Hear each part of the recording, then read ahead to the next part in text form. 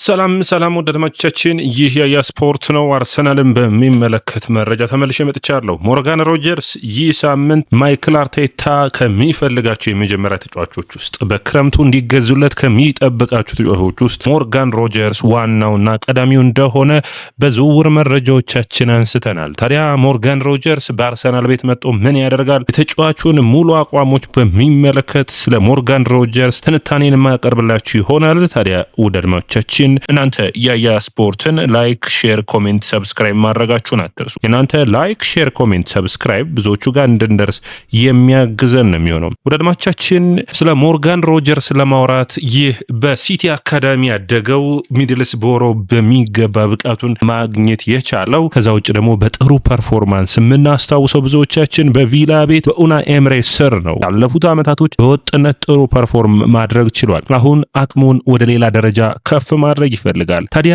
አርሰናል ነው ይህንን ዝውውር ለማድረግ የሚፈልገው። በኔ እይታ መድፈኞቹ ይህንን ተጫዋች የሚፈልጉት የሊያንድሮ ትሮሳርድ ቀጣዩ ተተኪ ለማድረግ ነው። አርሰናል በግራ መስመር በኩል ገብርኤል ማርቲኔሊና ሊያንድሮ ትሮሳርድን በዚህ ክረምት የሚያጣ ከሆነ ሁለቱንም በተለያዩ ተጫዋቾች ለመተካት ያስባል። ምክንያቱም ሊያንድሮ ትሮሳርድ 31 ዓመቱ ላይ መገኘቱን አትርሱ። የመጨረሻ ዓመት ኮንትራቱ ላይ ነው የሚገኘው። ገብርኤል ማርቲኔሊም የመጨረሻ ዓመት ኮንትራቱ ላይ ይገኛል። ነገር ግን አርሰናሎች ተጨማሪ አንድ ዓመትን የመጨመር ኮንትራቱን አንድ ዓመት የማራዘም መብት ስላላቸው ያንን በሚገባ የሚያጠኑበት ይሆናል። በአጠቃላይ ውድ አድማጮቻችን ለሞርጋን ሮጀርስ በሚገባ ምና ይሆናል። ውድ አድማጮቻችን ያያ ስፖርትን እንግዲህ ሁለቱንም ፔጆቻችንን ማለት ነው ያያ ስፖርትንም ኒውስ ዴይሊውንም ሰብስክራይብ ማድረጋችሁን አትርሱ። ትልቁ ከናንተ የሚጠበቀው ያ ነው። እኛ ደግሞ የተሻለ የተጣራ ጥሩና ውጤታማ የሆኑ መረጃዎችን የምናደርሳችሁ ይሆናል። የመጀመሪያው መረጃችን የሚሆነው እንግዲህ ውድ አድማጮቻችን ሞርጋን ሮጀርስን በሚመለከት ይህ ተጫዋች እንግዲህ 23 ዓመቱ ላይ ነው የሚገኘው። አስደናቂ የሆነ በተለይ ያጫወት ስታይሉ የሊያንድሮ ትሮሳርድን የሚመስል ትሮሳርድ በግራ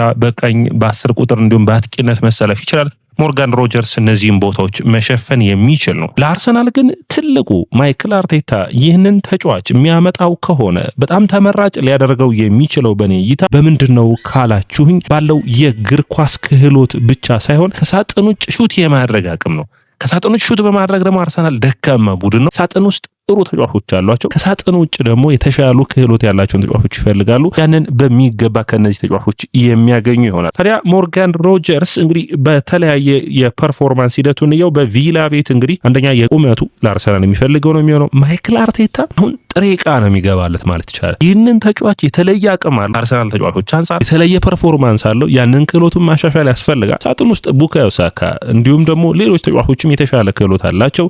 ነገር ግን ይህ ተጫዋች ከሳጥን ውጭ በጣም ወሳኝ ጎሎችን ማስቆጠር ይችላል። ዋጋው 100 ሚሊዮን ፓውንድ ከሆነ በኔ እይታ አርሰናል ባይገዛው የሚል ነው። 80 ሚሊዮን ፓውንድ ግን ጥሩ የሚባል አርሰናልን በሚገባ ማሻሻል የሚችል አርሰናሎች ሊያንድሮ ትሮሳርድን ከሚለቁበት ዋጋ አንጻር የተሻለ ክህሎትን ከዚህ ተጫዋች የሚያገኙ ይሆናል። በዘንድሮ ውድድር ዓመት 47 ጨዋታዎችን አድርጎ 11 ጎሎችና 9 አሲስቶችን ማድረግ ችሏል። በእንግሊዝ ፕሪሚየር ሊግ ባለፉት 32 ጨዋታዎችን አድርጎ 8 ጎሎችና 6 አሲስቶ አድርጓል። እንግዲህ ጉዳት ችግር የሌለበት ድሪብል የማድረግ ፍጥነት ያለው በተለያዩ ቦታዎች መሰለፍ መቻሉ ማይክል አርቴታን ተመራጭ አድርጓል። በተለይ ደግሞ አርሰናል በቦል ፕሮግሬሽኑ ረገድ በመስመር የሚጫወቱ ተጫዋቾች ያን ያክል አይደሉም እና ይህንን ተጫዋች በሚገባ መጠቀም ያስፈልጋል። አርሰናል እንግዲህ የ23-24 የውድድር ዓመት ላይ ነው የግራ መስመሩ ጠንካራ የነበረው። እዛ በኋላ ግን የግራ መስመሩ ደካማ ሆኗል። ካለፉት ዓመታቶች አንጻር አርሰናል ሁሌም የግራ መስመር ተጫዋችን ይፈልጋል። ታዲያ ይህ ተጫዋች ግን በትክክለኛ የገብርኤል ማርቲኔሊ ወይም የአርሰናል በመስመር የሚጫወት ድሪብል የሚያደርግ አይነት ተጫዋች አይደለም። ወደ አድማጮቻችን ከዛ ይልቅ ከግራ መስመር እየተነሳ ወደ ሯሯጡን ወይም ሩጫውን ወደ አማካይ መስመሩ የሚያደርግ ከሳጥን ውጭ ሹት የሚያደርግ ነው። ጠንካራ ሰራተኛ ነው። ከቆመ ኳስ አርሰናልን ውጤታማ ማድረግ የሚችል ነው። ድሎችን መፍጠር የሚችል ነው። ይህንን መጠቀም የሚያስፈልግ ነው የሚሆነው። ማይክል አርቴታ የዚህ ልጅ ተጫዋች ረሃብ አለው።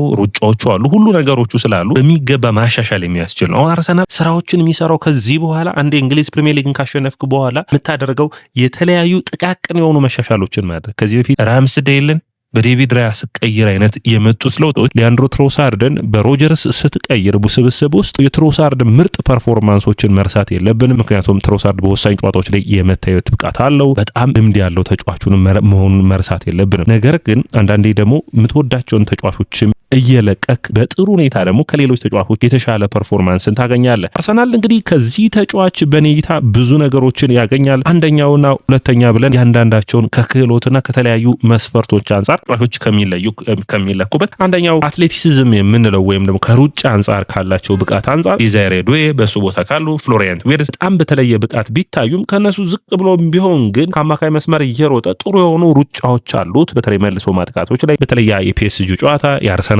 አምና የቪላ ፓርኩ ጨዋታ አርሰናል ሲያሸንፍ በጣም አስደናቂ ብቃቱን ይህ ተጫዋች አሳይቶ እንደነበር የምታስታውስ ነው። ሮጀርስ ከጁድ ቤሊንጋም ጋር ማወዳደር ይቻላል። ነገር ግን በኔይታ አርሰናል የሚመጣ ከሆነ የ10 ቁጥር ቦታው ይልቅ የመስመር ተጫዋችነቱን ይዛል። ከኤዜ ጋር መለዋወጥን ይችላሉ። ስፔሶችን እየፈለጉ ያን በሚገባ መጠቀም ያስፈልጋቸዋል። ነገር ግን የአየር ላይ ዱዋሎቹን ማሻሻል ይጠበቅበታል። አርሰናል የሚመጣ ከሆነ ትልቅ ነው። ይህንን ማይክል አርቴታ ይቅር የማይለው ነው። ነገር ግን ሜትር ከ87 መሆኑን አትርሱ። ስለዚህ ይህንን በሚገባ መጠቀም ይችላል። ፍጥነት አለው፣ በጣም ፈጣን ስፒድ አለው። ነገር ግን ስፕሪንት አያደርግም ማለት ነው። ሁሌም የሚሮጥና ፕረስ የሚያደርግ አይደለም። ይህንንም ከአርሰናል አንጻር በጣም ማሻሻል የሚጠበቅበት ይሆናል ብዬ አስባለሁ። ነገር ግን ሩጫው ተቀዳሚው ዓላማው ነው። ትልቁ የሮጀርስ ጥንካሬ ግን ወዳድማቻችን ሹት የማድረግ አቅሙ ነው። በፕሪሚየር ሊጉ ካሉ በሹት አንጻር ትሩፒ አንደኛው ነው። ከዛ ኩኛ ነው ሁለተኛው፣ ሶስተኛ ሶቦዝ ላይ ነው አራተኛው። ልዩነታቸው ግን በጣም ጠባብ ነው። ወደ 82% ነው ሹት የማድረግ አቅሙ። ካንቶን ሴማዮ ጋር መወዳደር የሚችል ነው። በጣም ጽድት ያለ ሹት የሚያደርግ አቅም ነው። በተለይ ቀኝ እግሩ፣ ግራ እግሩ ገና መሻሻል ይጠበቅበታል። ቀኝ እግሩ የቆመ ኳስ ሴት ፒስ ላይ በጣም ወሳኝ ተጫዋች ነው የሚሆነው። አርሰናሎች የሴት ፒስ ጎሎች ያንሷቸዋል። ከሳጥን ውጭ ያሉ ሹቶችን፣ ጨዋታዎችን ወሳኝ የሚያደርጉትን አርሰናል በተለይ ቁጥጥር በሚኖርበት ሰዓታት ላይ እነዚህን አይነት ተጫዋቾችን በሚገባ መጠቀም የሚያስችለው ነው የሚሆነው። ታዲያ በሹት ረገድ አርሰናል የሚጠቀም ይሆናል። ነገር ግን ሹቱን ራሱ በደንብ በሚገባ ብናየው ቀኝ እግሩ በጣም ከፍተኛውን ይሰራል። ግራ እግሩን ግን ማሻሻል ይጠበቅበታል። በቀኝ እግሩ 90% ነው፣ በግራ እግሩ ግን ወደ 60% ነው የሚሰጠው። ስለዚህ ይህንን ማሻሻል የሚያስፈልግ ነው የሚሆነው። ሌላኛው እንግዲህ በፕሪሚየር ሊጉ ካሉ ከሳጥን ውጭ ሹት ከሚያደርጉ ተጫዋቾች እንግዲህ ማርከስ ታቫኔር እንግዲህ ተቀዳሚ የሚቀመጠው ተጫዋች ነው። ከዛ ኮል ፓልመር ነው። ከዛ ኤዜ ነው፣ ፎደን፣ ከዛ በመቀጠል ማክኒል፣ ከመቀጠል ሮጀርስ ነው። ስለዚህ ይህንን በሚገባ መጠቀም የሚያስችል ሁኔታ ነው የሚኖረው። እንግዲህ ይህ ተጫዋች 2925 ደቂቃዎችን አድርጎ 23 ዓመቱ ላይ ቢገኝም 0.95 ነው ሹት አውትሳይድ ዘ ቦክስ በጨዋታ ውስጥ የሚያደርገው። ይህንን በሚገባ መጠቀም የሚያስፈልግ ነው የሚሆነው። ኤዜና ይህ ተጫዋች ካለ ሳጥን ውስጥ ወደኋላ የሚያፈገፍጉ ቡድኖች በሚገባ ነው የሚፈሩት። ስለዚህ ያንን ስፔስ ላለመስጠት ሙከራ ሲያደርጉ አርሰናል ከዚህ ረገድ ይጠቀማል። ድሪብሊንግ ስኪል በኔይታ በአይን ስታዩት ድሪብል የማድረግ አቅሙ ጥሩ ቢሆንም በጫናዎች ውስጥ ድሪብል ሲያደርግም ውጤታማ ቢሆንም ነገር ግን አሁንም ስፔሶቹን መጠቀሙ ላይ ግን አሁንም እዚህ ጋር አርቴታ የሚያሻሽለው ያስፈልገዋል። 60% ነው። እንደነ ሚቱማ፣ ግሪሊሽ፣ ዲያ አማድ እንዲሁም ደግሞ ለፍሎሪያን ዊርትዝ አይነት ድሪብለር አይደለም።